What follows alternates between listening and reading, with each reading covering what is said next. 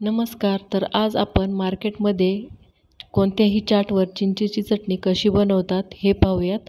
तर मी येथे अर्धी वाटी चिंच घेतलेली आहे. आता गॅसवर कढई ठेवून चिंच व 2 ग्लास पाणी टाकून घेऊयात.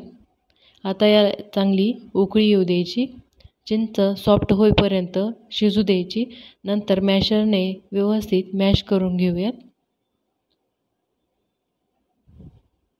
म्हणजे चिंचेचा पल्प व्यवस्थित बाजूला होईल. आता मॅशरने मॅश झाल्यानंतर गॅस बंद करून घेऊ. पहा, येथे चिंचेचा पल्प व्यवस्थित वेगळा झालेला आहे. तर हा पल्प आपण गाळणीने व्यवस्थित गाळून घेऊयात. गरम असल्यामुळे हाताचा वापर करू नका. चमच्याने व्यवस्थित दाबून दाबून हा पल्प गाळणीने व्यवस्थित गाळून घ्या. मार्केटमध्ये जशी मिळते अगदी तशीच आपण चटणी बनवूयात आज, आणि एकदम कमी वेळात तयार होते आणि जास्त दिवसही टिकते. तर येथे पल्प वेगळा केलेला आहे आपण गाळणीने गाळून, तर पाहू शकता येथे. आता गॅसवर कढई ठेवून 1 चमचा तेल टाकूयात. तेल गरम झाल्यानंतर जिरे व थोडेसे हिंग घालूया. आता जिरे तडतडल्यानंतर तयार चिंचेचा पल्प टाकूयात. थोडंसं पाणी ॲड करूया.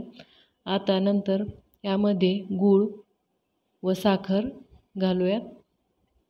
अर्धी वाटी गूळ व अर्धी वाटी साखरेचा वापर केलेला आहे. अर्धा चमचा लाल तिखट, चाट मसाला, जिरे पावडर व चवीनुसार मीठ व थोडंसं चवीला काळं मीठ. काळ्या मिठामुळे चिंचेच्या चटणीला मस्त चव येते. आता हे व्यवस्थित थोडंसं घट्ट होईपर्यंत शिजून घेऊयात. मधून थोडंसं हलवत राहा. आता पहा, इथे घट्ट झालेली आहे व थंड झाल्यानंतर जास्त घट्ट होते. त्यामुळे एवढी कन्सिस्टन्सी असेल तर गॅस बंद करा. येथे चिंचेची आपली चटणी तयार आहे. तुम्ही कोणत्याही चाटवरही वापरू शकता. समोशासोबत, भेळीसोबत, रगडा पॅटीस, आणखीन वेगवेगळे कोणतेही चाटसोबत ही चटणी वापरू शकता.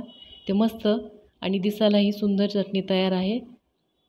तर तुम्हाला ही चटणी कशी वाटली मला कमेंट करून नक्की सांगा. परत भेटूया अशाच नवनवीन व सोप्या रेसिपीमध्ये. तोपर्यंत धन्यवाद.